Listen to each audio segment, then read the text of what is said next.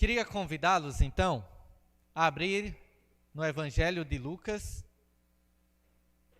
capítulo 14. Nós vamos ver hoje do 1 ao 14.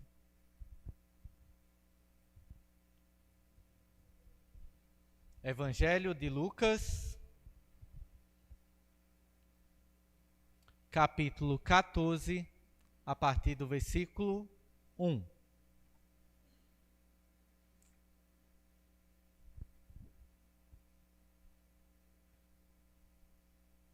Diz assim a palavra do Senhor. Certo sábado, entrando Jesus para comer na casa de um fariseu importante, observavam-no atentamente. À frente dele estava um homem doente, com o corpo inchado. Jesus perguntou aos fariseus e aos peritos da lei: é permitido ou não curar no sábado? Mas eles ficaram em silêncio. Assim, tomando o homem pela mão, Jesus o curou e o mandou embora. Então ele lhe perguntou: se um de vocês tiver um filho ou um boi, e este cair num poço no dia de sábado, não irá tirá-lo imediatamente? E eles nada puderam responder. Quando notou como os convidados escolhiam os lugares de honra à mesa, Jesus lhe contou essa parábola.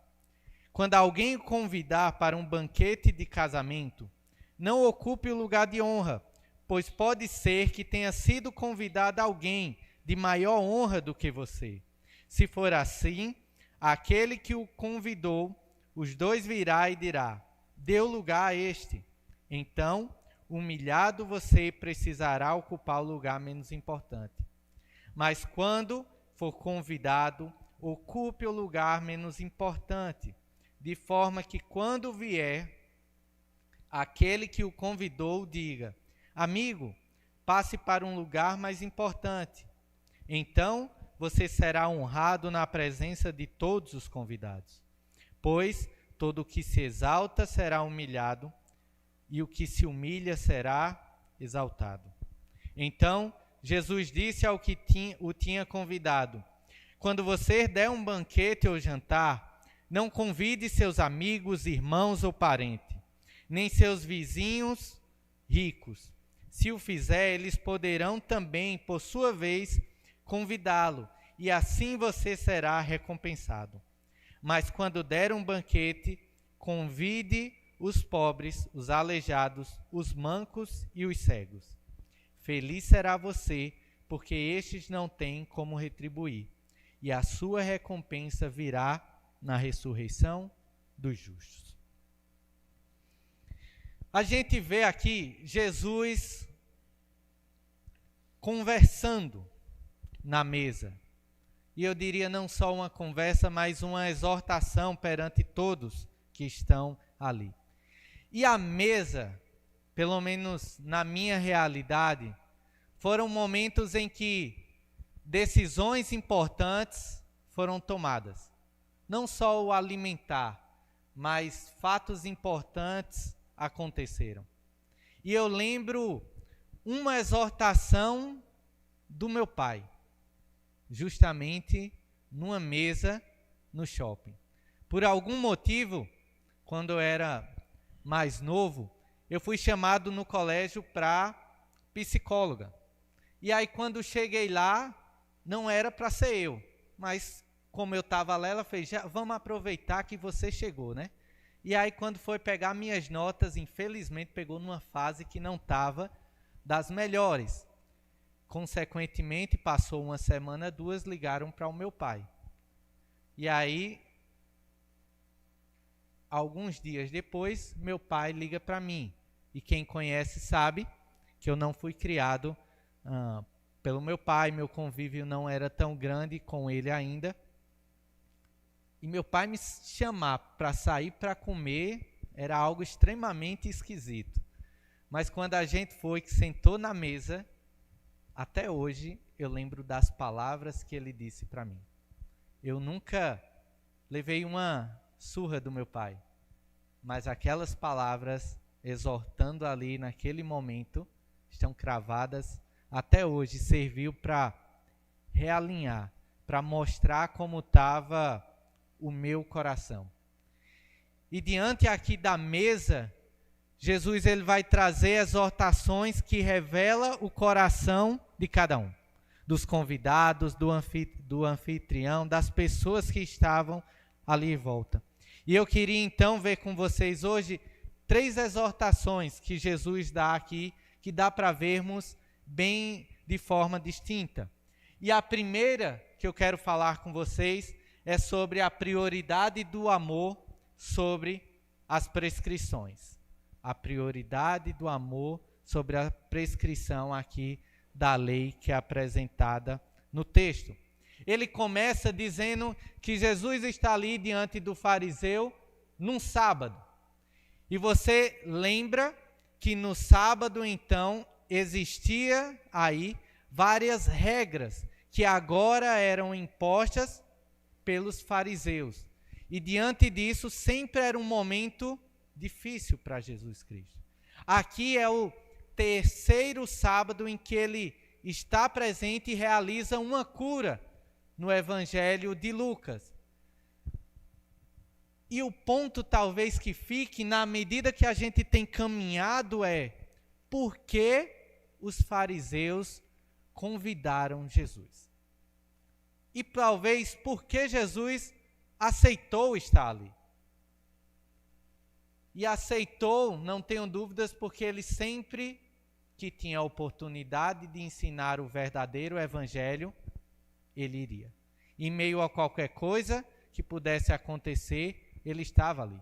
E o texto é muito claro ao dizer que ele foi para a casa de um fariseu importante, ou seja, ele era um líder ali.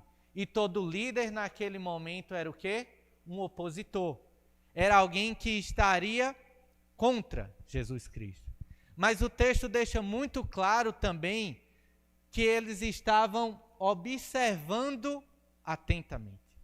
E a ideia de observar atentamente não é o simples fato de olhar e ver cada ação, mas é a ideia que por trás existia um tipo de malícia. Queria ver em que ponto Jesus então iria errar. Estava sendo induzido. E algo mais estranho ainda de estar diante de uma refeição é ter um homem doente. E aqui algumas pessoas vão achar que esse homem simplesmente entrou ali. E era costume em alguns banquetes, talvez algumas pessoas doentes ficarem ali em volta, principalmente por causa da fama de Jesus Cristo em curar. Só que aqui, até por essa malícia que existia, é diante de um líder, outros vão concordar e ver que talvez a presença desse homem seja algo irregular. Ele tenha sido colocado ali de uma maneira proposital para saber e avaliar como Jesus iria agir. E na medida que ele fosse agir, pisando fora da lei, ele poderia ter algo para ser condenável. Então, essa é a situação. É quase uma emboscada que estão fazendo aqui para Jesus Cristo. Só que antes de qualquer coisa, o texto é muito claro e vai falar que é Jesus quem toma a frente e olha para os fariseus e os peritos da lei que estavam ali e faz a pergunta determinante: é permitido ou não curar no sábado? Ele sabia o que era proposto. Jesus ele estava familiarizado com todo o sistema que era envolvido ali nos fariseus. Ele tinha ciência da lei de Deus e ele tinha ciência da lei que estava sendo imposta agora por ele. Como coloquei no título, das prescrições, que agora das regras que estavam geradas ali naquele momento. E a gente sabe que a regra geral para esse caso era a necessidade. Se alguém estivesse doente e fosse algo extremamente sério, essa pessoa poderia ser atendida. Mas se é algo mais simples, você espera para o outro dia o domingo e assim por diante, para que você possa cuidar dessa pessoa que está necessitada. E o texto vai trazer alguém que era doente com inchaço, e a gente percebe então que não era algo grave. Era algo que poderia esperar mais um tempo. Era algo que poderia esperar mais um dia para essa situação. E a gente vê que diante da pergunta de Jesus, eles ficam em silêncio. E Jesus simplesmente cura e manda ele embora. E então, a gente pode ver claramente, como James Edwards vai falar no comentário dele, que o poder de Deus estava presente na compaixão ativa de Jesus e não na indiferença religiosa dos fariseus. Nesses momentos, sempre Jesus evidenciava compaixão nas necessidades. E já tinha acontecido essa mesma situação, possivelmente em alguma outra parte da região, onde Jesus vai curar um homem com a mão sequida. Em Lucas aparece no capítulo 6. E ele faz a mesma pergunta. E ele continua a agir com compaixão. E os líderes religiosos ali naquele momento, o que é que fazem? Continuam a agir com indiferença, mediante os casos que tinham ali na sua comunidade. E Jesus vai e traz para a gente, lendo do nada isso aqui. Se você tiver um filho ou um boi e este cair num poço num dia de sábado, não irá tirá-lo imediatamente? Você fica, o que é que tem a ver uma coisa com a outra? Mas aqui era uma prescrição que estava na Torá. Lá em Deuteronômio 22:4, olha o que a gente vê. Praticamente o mesmo texto, dizendo: se você vir o jumento ou o boi de um israelita caído no caminho, não ignore. Ajude-o a pôr o animal em pé. Deuteronômio trazia uma recomendação para que, na medida que eles caminhassem e vissem uma situação dessa, ajudassem na mesma hora, para que o animal não fosse perdido.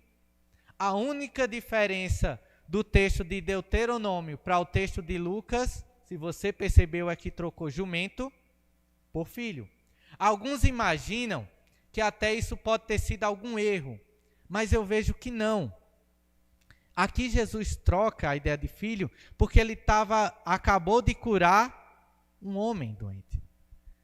E se o animal em necessidade eles deveriam ajudar, quanto mais um filho, quanto mais uma pessoa.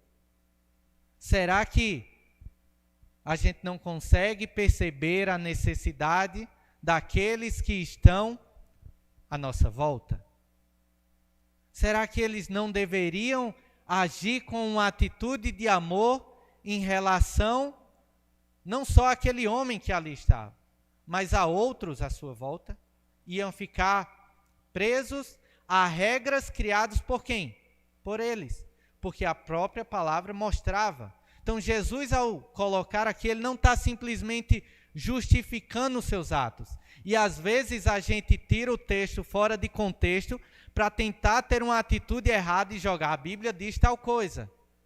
Não é isso que Jesus está falando. Ele está dizendo, eu conheço a lei, na realidade, eu sou o detentor da lei e eu sei de fato o que ela diz.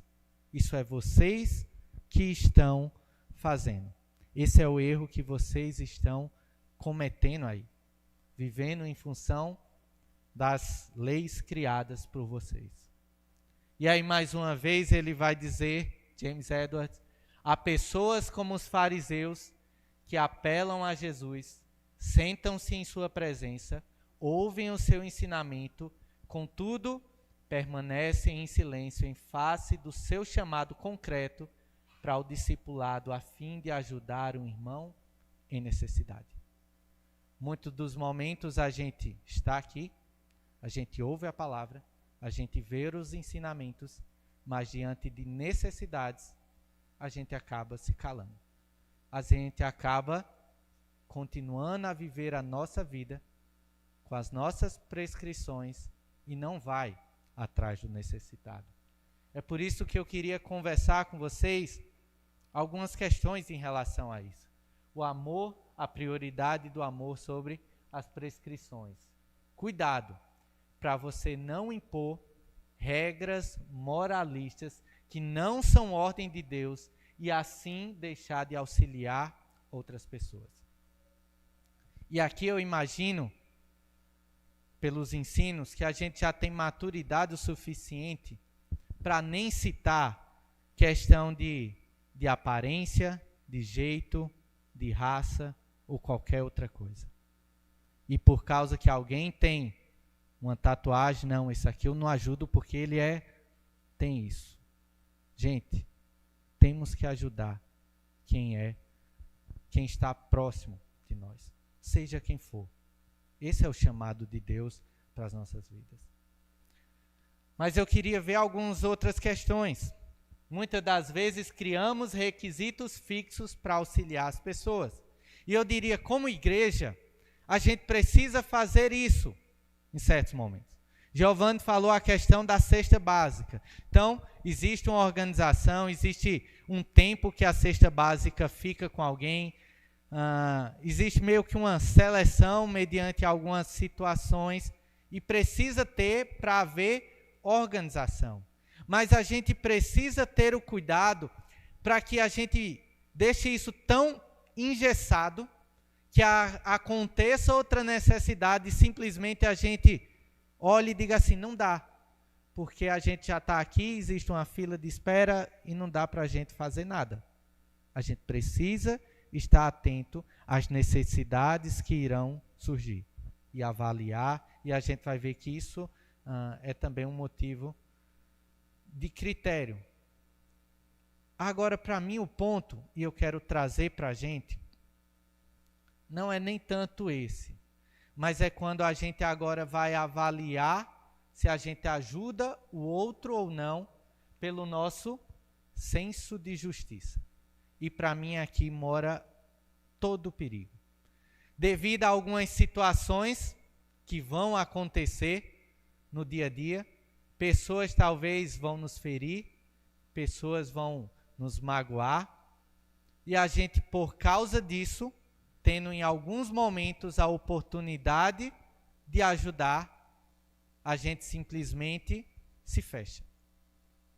E a gente diz, tal pessoa não merece que eu a ajude, por causa disso, daquilo outro e assim por diante.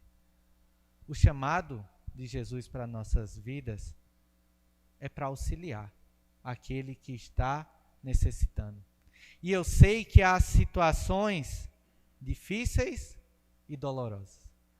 Eu sei que há situações, e falar aqui parece que tudo é preto no branco, e hoje na EBD lá a gente estava comentando, são extremamente delicadas. Mas a gente precisa aprender a agir como o Senhor Jesus agiu, e não pelo nosso senso de justiça. E não simplesmente porque eu gosto ou não gosto daquela pessoa, porque eu vou ou não vou com a cara dela. Eu preciso ajudar aqueles que estão à nossa volta. E muitas vezes acontece,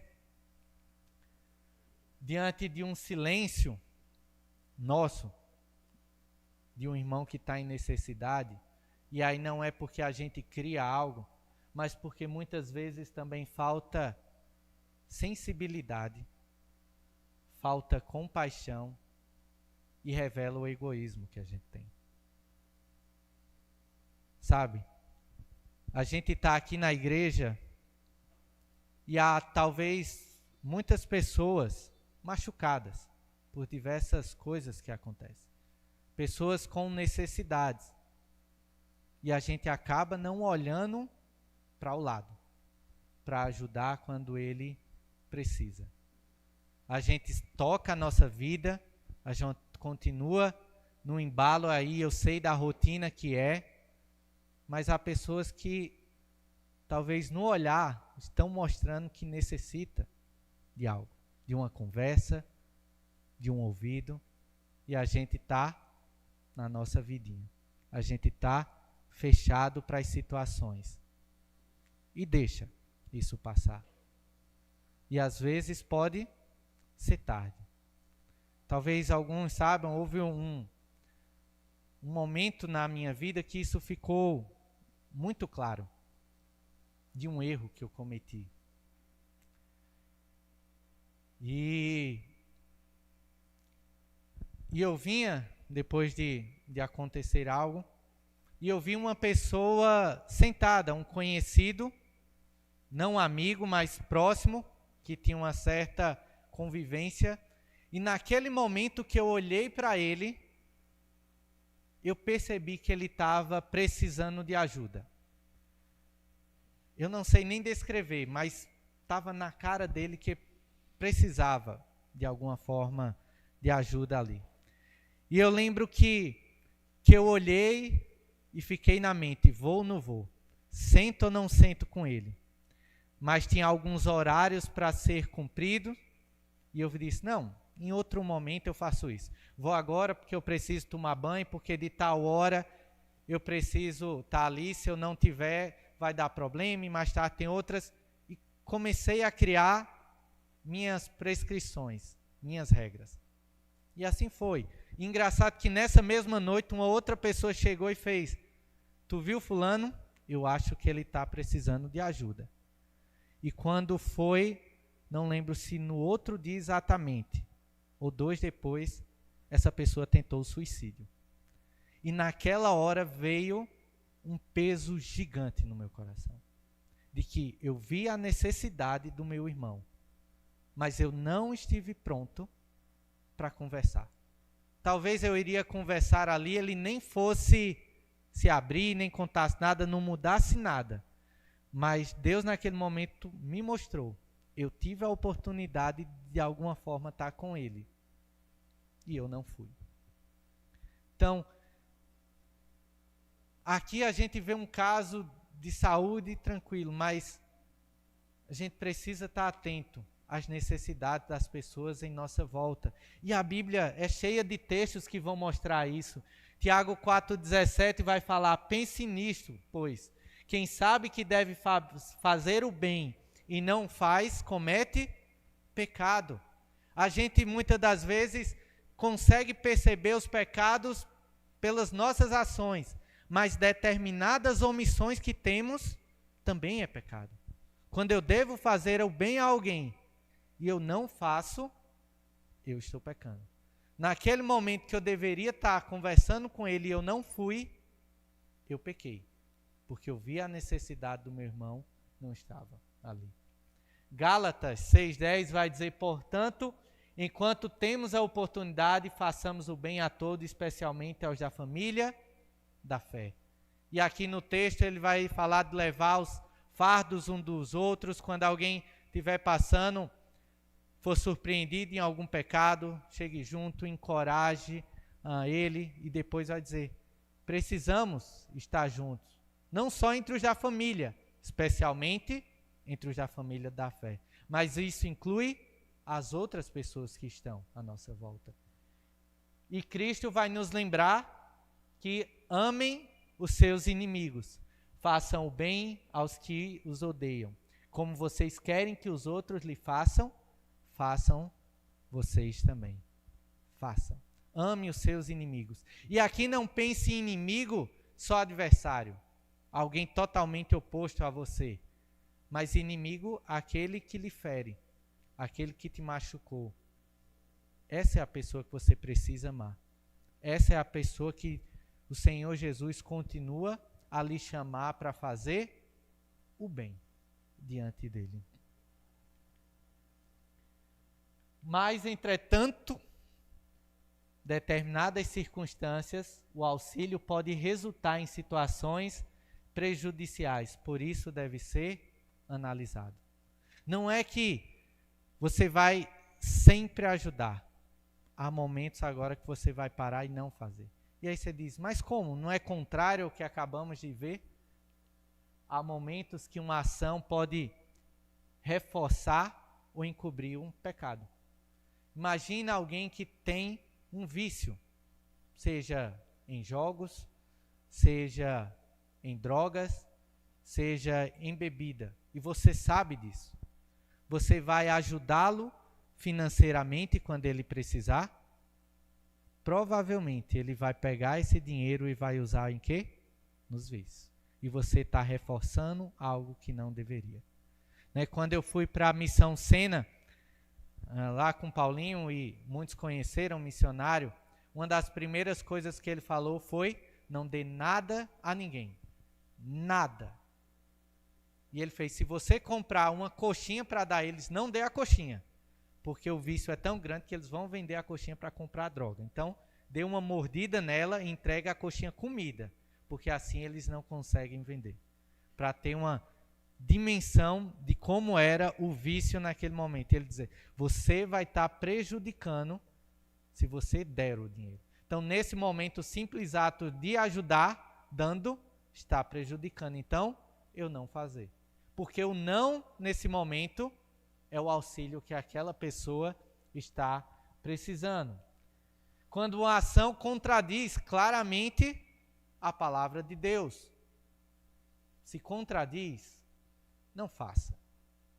Não, mas eu preciso para ajudar. Não faça. Importa agradar primeiro a Deus do que às homens. E explique o motivo do porquê você não vai fazer. Deixe bem claro para a pessoa saber. Pregue o evangelho nesse momento. E quando muitas das vezes a urgência vira desculpa para a falta de responsabilidade.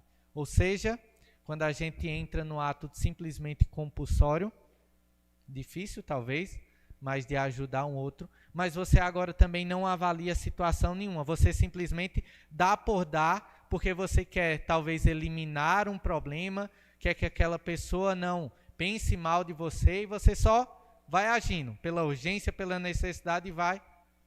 Precisamos também planejar e separar as coisas.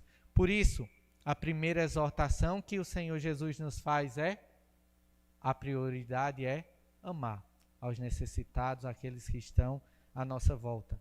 E não agir com indiferença, como os religiosos estavam fazendo naquele momento. E o texto continua. E Jesus, na medida que é observado, ele também observa o que está acontecendo ali. E ele vê então que está tendo uma disputa por locais naquela mesa de refeição. E naquela época, então, existia uma cultura de honra e vergonha. Ao mesmo tempo que os banquetes eram exibições públicas de status social, de posição. E para você entender melhor, imagine uma mesa em formato de U. Pensou aí no U, na sua mente? Eu tentei achar muito uma foto, mas não consegui. Nem o chat GPT gerou certo a mesa que eu queria no momento. E aí, normalmente, o anfitrião fica na parte de baixo, na ponta do U. E os convidados mais importantes vão sentando ao lado dele, do lado esquerdo e do direito. E na medida, então, que se afasta da ponta, está mostrando que aquelas pessoas são menos importantes para o dono da casa, que aquelas pessoas talvez têm condições financeiras inferiores às pessoas que estão ali, que ela tem um status perante a sociedade menor. Então ninguém queria sentar na ponta, porque mostraria a sua posição ali. E Jesus, ao olhar, vê essa briga.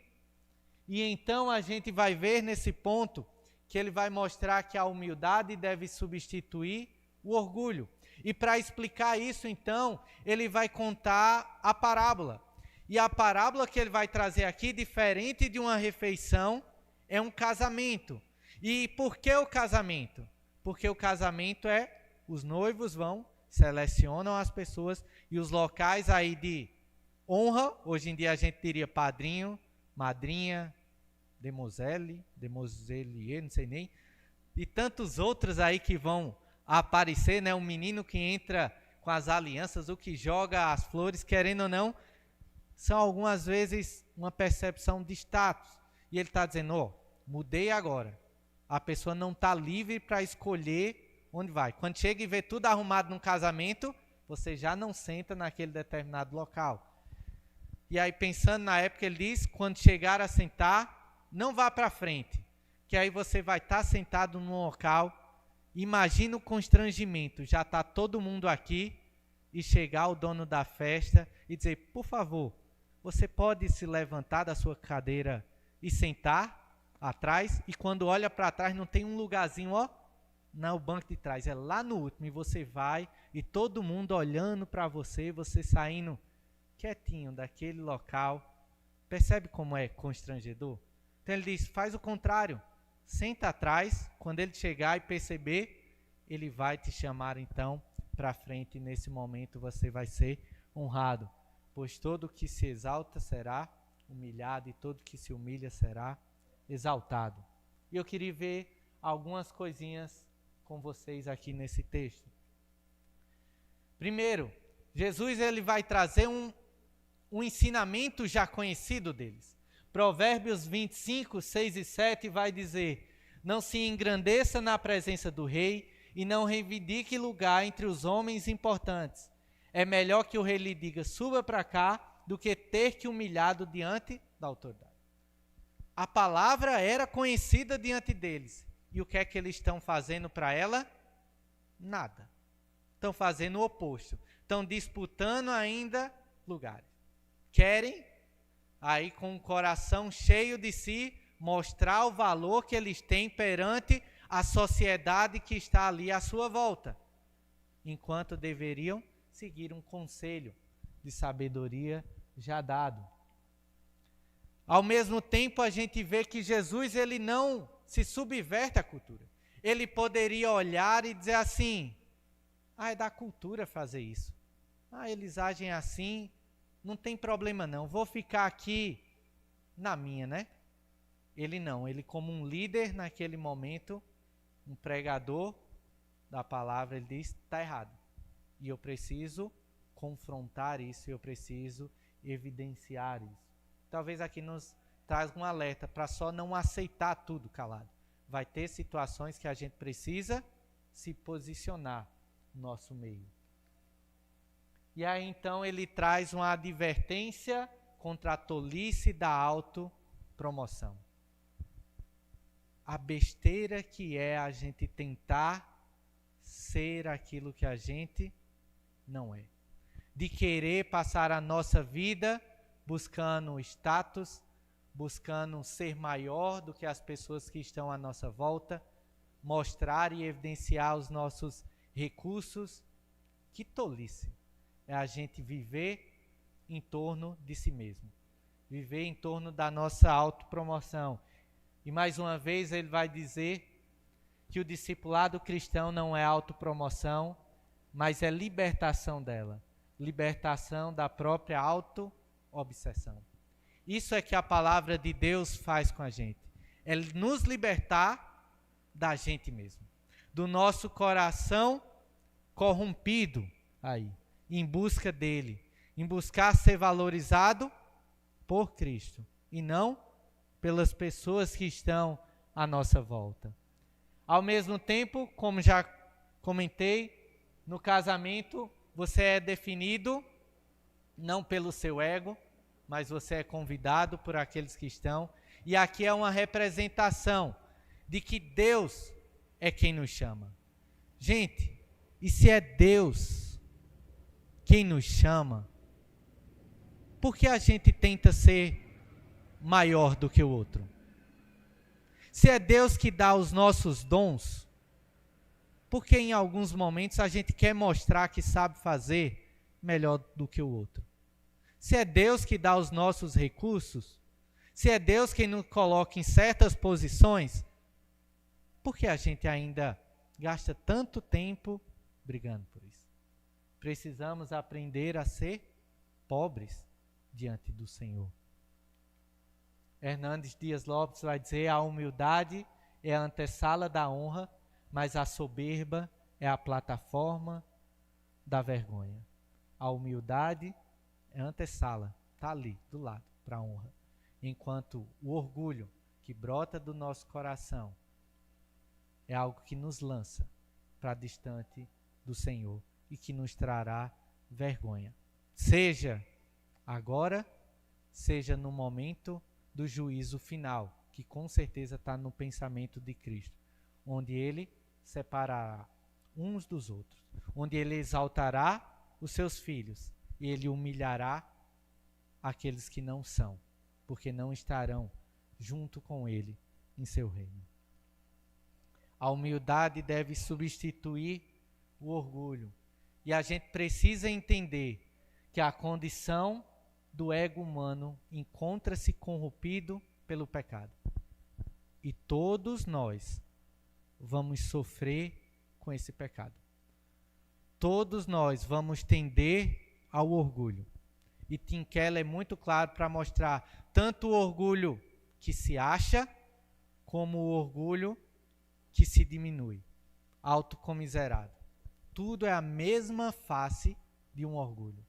E é interessante no seu livro Ego Transformado, talvez aqui muitos já tenham lido, como ele vai trazer 4 verdades em relação a esse coração. Ele primeiro diz que esse coração ele é vazio. E por que ele é vazio? Como ele não tem a Deus, ele acha que tem a competência de decidir a sua vida sozinho. Ele tem a competência de fazer então aquilo que ele quer. Ele tem a competência de achar um sentido real para a sua vida. E na realidade ele vai tentar e nunca encontra, porque está vazio ali. E ele tenta preencher de todo jeito. Ele é dolorido, porque na medida então que ele caminha o tempo todo olhando para si, em vários momentos avaliando como está a sua beleza em relação a outra pessoa. Ele vai estar o tempo todo se importando, e aqui se importando com tudo que todo mundo vai falar sobre você. E aí cada coisinha que acontece vai ferindo. E a gente tem a tendência de dizer que, como ele comenta, o nosso sentimento foi ferido, mas na realidade foi o nosso ego que foi ferido por alguém em algum momento. Ele é atarefado porque ele passa o tempo todo, de alguma forma, tentando fazer coisas para se mostrar, para competir então com outras pessoas, e por causa disso, no final, ele é totalmente frágil. Qualquer coisinha, ele estoura. E a gente cai em pedaços. E a gente, fragilizado, fica ali pelo canto. E a pergunta que fica é: como então eu posso transformar o orgulho em humildade? E a resposta que ele vai dar, direta, é pelo senso de identidade em Cristo Jesus. Essas questões só vão mudar em nossa vida. A humildade só vai ser gerada quando a gente olhar para Cristo. Quando a gente entender a nossa situação e a necessidade que temos de um resgatador. De alguém que veio para preencher esse vazio. Que alguém que veio para nos dar a tarefa correta de como viver. Que alguém que veio para nos fortalecer. Alguém que veio para nos dar de fato vida. E na medida que ele então gera vida em cada um de nós, eu agora não vou passar a querer ser reconhecido pelos outros, mas eu vou querer ser reconhecido pelo próprio Deus. É Deus quem me julga. E quando eu digo isso, não é que eu vou descartar a opinião de todo mundo. Não, existem pessoas maduras na fé, que vão estar ali nos ajudando. E Deus também usa outras que não. Mas o propósito é sempre crescer no Senhor. E você está querendo ver diante dele: Senhor, é assim que eu devo fazer? Quem de fato eu sou? E esse senso vai nos nortear, vai dirigir a nossa vida. A humildade do Evangelho mata a necessidade que eu tenho de pensar em mim. Significa que eu não relaciono mais cada experiência e cada conversa à minha pessoa. Na verdade, eu deixo de pensar em mim mesmo. E vou começar a pensar o que Cristo quer. E eu vou começar a analisar melhor. E meu coração vai se fortalecendo porque está apoiado, está enraizado em Jesus Cristo. E se você não estiver, você está perdido. Perdido porque vai sofrer tudo isso. E perdido porque no final, achando e buscando exaltação, na realidade você será humilhado na presença de Deus, porque não estava diante dele. Então, busque ao Senhor. Outra coisa, rapidamente aqui, a humildade também ela vai gerar um entendimento correto do outro e o serviço, então, à nossa vida. Filipenses vai dizer, não façam por ambição egoísta ou por vaidade, mas humildemente considerem os outros superiores a si mesmo. Cada um cuide não somente dos seus interesses, mas também dos interesses do outro. Simples assim, né? Era tão bom se fosse fácil considerar o outro superior. Mas eu diria, é possível. E Filipenses, se a gente fosse ler, ele justamente vai mostrar que é possível e Cristo faz isso primeiramente. Ele vem em forma de homem. Ele vem como servo, como escravo, para nos servir ali naquele momento. Paulo depois se coloca, outros irmãos conseguem. Deus transforma o nosso coração e faz com que a gente venha a ter um entendimento correto da outra pessoa e a ação que devemos ter, então, nesse momento. E Marcos vai dizer, quem quiser tornar-se importante entre vocês, deverá ser servo, e quem quiser ser o primeiro, deverá ser escravo de todos, pois nem mesmo o Filho do Homem veio para ser servido, mas para servir e dar sua vida em resgate por muitos. E esse texto de Marcos acontece justamente essa briga de posição. Tiago e João chegam e querem se sentar à direita e à esquerda, respectivamente, de Jesus no futuro. E todos os discípulos ali ficam irados com os dois. Mas fica irado porque, na realidade, eles pensavam em também estar ali. E Jesus diz, quer ser? Primeiro, sirva. À medida que a gente tem o senso de identidade agora em Cristo, o serviço deve ser natural. É o que ele nos chama. E aí considerando sempre o outro superior a nós mesmos. E por último, a gente vai ver no finalzinho do texto que hospitalidade é dar sem receber benefícios. Ele então tira o olhar dos convidados que estão brigando e agora ele vira para o anfitrião. E diz, olhe, você ao invés de chamar seus parentes, seus vizinhos ricos, chame os pobres, os aleijados, os mancos. Porque esses vão lhe dar a recompensa. Vão fazer a mesma coisa por você. Naquela cultura você chamou ali para aquela refeição. Numa próxima você tinha a plena certeza que seria chamado. E na medida que isso acontece, esse grupo social vai ficando evidente perante todo mundo. E Jesus aqui ele está invertendo essa ordem. Invertendo, dizendo, não busque receber nada em troca quando fizer. Será muito melhor agir dessa maneira. Espere o momento certo. Na ressurreição dos justos, ali isso vai acontecer. Então, primeiro, agir dessa forma naquele momento seria uma ofensa aos outros.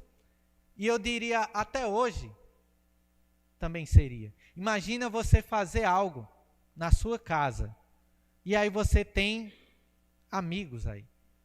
E aí você decide chamar uns e não chama outros. Isso gera atrito? Será que gera atrito? E eu diria, não deveria, mas gera o tempo todo. E aí você olha e diz, e olha, você viu, que aí a gente vai ter que comentar com outra pessoa, né? Vamos sempre piorar a situação.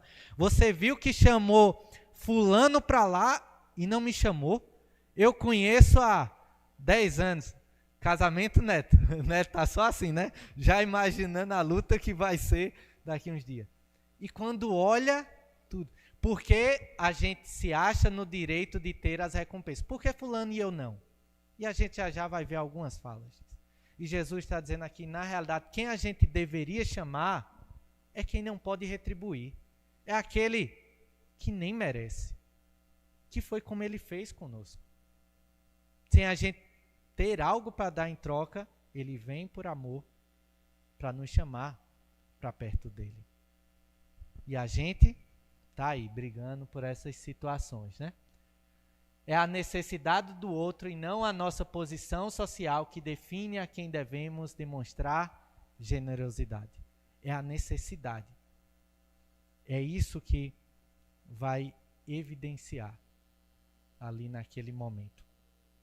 E estudando, uma das pessoas perguntou, será que a gente consegue fazer isso hoje em dia? Seguir literalmente o que Jesus está falando aqui? E eu diria, consegue. E pela graça do Senhor, eu pude ver algumas situações. Eu diria, eu não consegui fazer, mas eu vi irmãos que fizeram. Pelo menos eu acho que essa foi a intenção. E a gente precisa continuar. Eu vejo lá em Santo André, em alguns momentos, a gente pensa em fazer algumas coisas diferentes, né? Algumas festividades, fazer um banquete.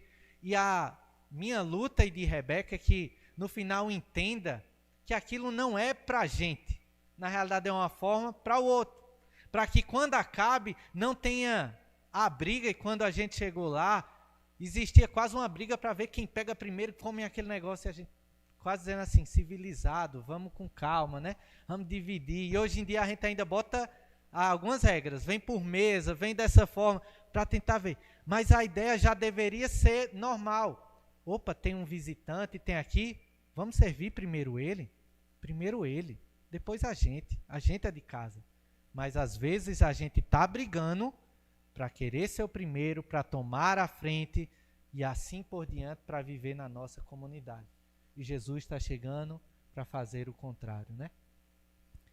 Alerta para fazer o bem sem a intenção de que isso nos seja retornado e a recompensa será no final. E o que todos acreditavam que ia ter uma ressurreição para frente. E é nesse momento que Jesus coloca. Hernandes ainda vai dizer, mais uma vez, há muitos que expressam a sua vaidade num banquete em vez de demonstrar sua generosidade. Ressaltam sua grandeza em vez de demonstrar compaixão. Fazem propaganda de sua riqueza em vez de revelar sua bondade. Convidam pessoas ricas para receber em troca redobrada recompensa, em vez de expressar amor aos que não têm o que retribuir. E às vezes é isso. Puxando por outro lado, às vezes a reunião é feita para postar e talvez mostrar aquilo que a gente consegue fazer, aquilo que a gente tem, destoando totalmente de Jesus Cristo. E como talvez fazer dessa forma? Eu diria como a gente se avaliar. E não tem outra forma a não ser avaliar as nossas motivações quando a gente fizer isso. Avaliar o nosso coração diante dessas situações. E avaliar o coração, gente, motivação é difícil. E eu tentei pegar algumas expressões que eu digo, que talvez você diga, que eu já ouvi, que talvez revelem um pouquinho disso. Presta atenção aqui. Alguns vão dizer, depois de tudo que eu fiz, nem para me ligar, nem para mandar uma mensagem.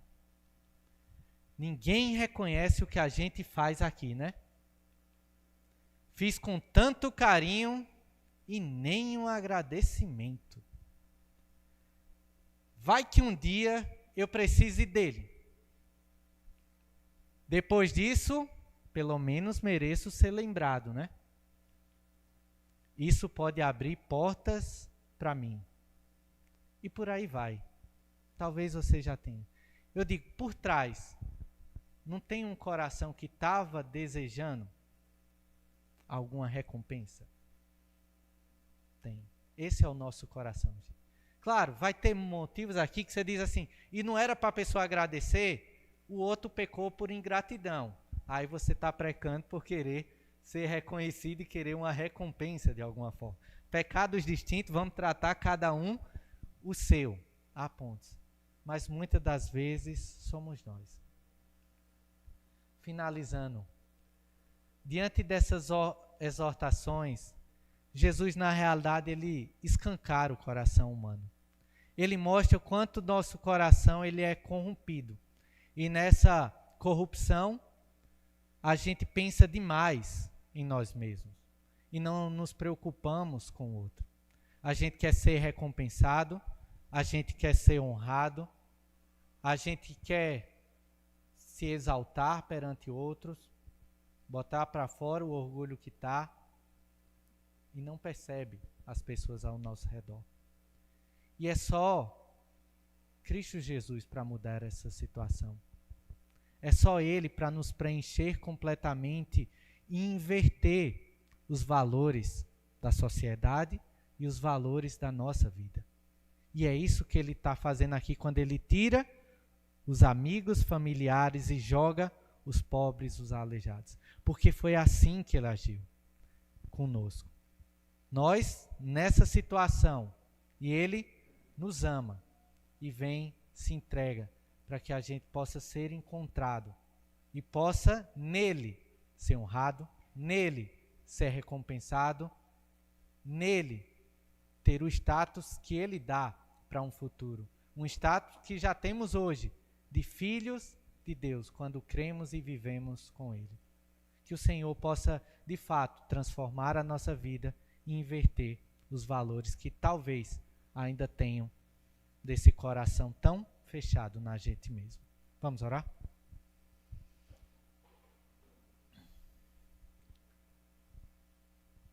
Senhor Deus, eu te agradeço porque o Senhor enviou Cristo Jesus para me resgatar, Senhor, para regenerar o meu coração, para transformar a minha vida. Alguém que nunca tinha feito nada em teu favor, mas o Senhor veio em amor a mim e a tantos outros e deu a sua vida para que a gente pudesse estar ao teu lado e de fato sermos encontrados como filho teu, povo teu, nação tua. Senhor, nos ajuda a amar ao nosso próximo, acima das prioridades que nós muitas das vezes colocamos, que não tem nada a ver com a tua palavra, Senhor.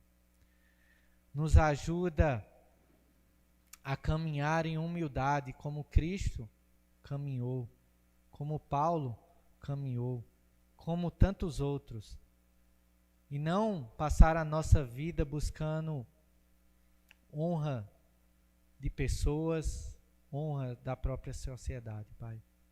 Nos ajuda a enxergar, Deus, e a agir para com o outro, não esperando recompensas, mas agir porque o Senhor nos encoraja e o Senhor nos ordena realmente a fazer por aqueles que estão à nossa volta.